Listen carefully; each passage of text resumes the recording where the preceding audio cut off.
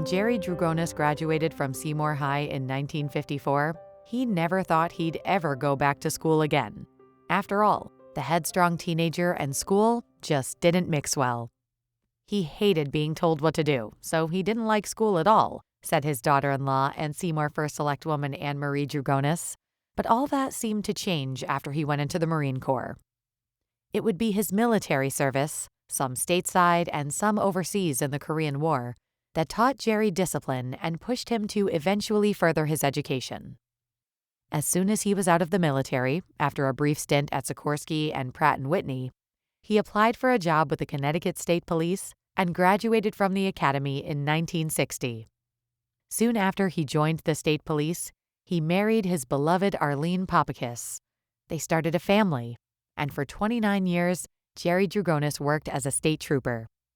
Also, along the way, with a full-time job and growing family, and though a college degree wasn't required at the time for troopers, he went back to school.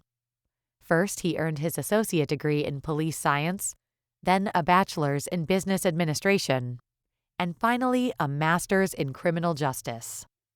During those 3 decades, Jerry also climbed the state police career ladder, from trooper to trooper first class, then sergeant to master sergeant, and then lieutenant, to eventually reaching a coveted captain's rank. Along with his longtime friend and colleague, Dr. Henry Lee, Jerry was instrumental in helping create Connecticut's world-renowned forensic crime laboratory. Locally, he was just as active in the community.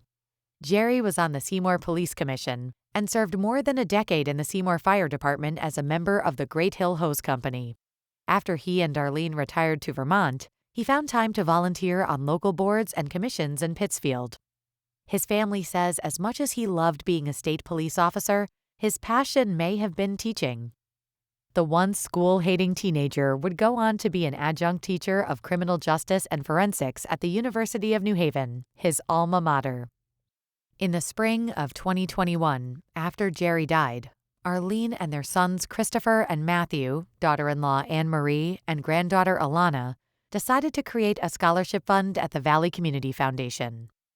The scholarship is geared towards students dedicated to ideals like community, integrity, compassion for others, and seeking to enter the law enforcement or forensics field after school. Dad was always about educating and learning, Annmarie said, so this scholarship is always going to be there, and I think he would really be proud and happy knowing that. The Valley Community Foundation.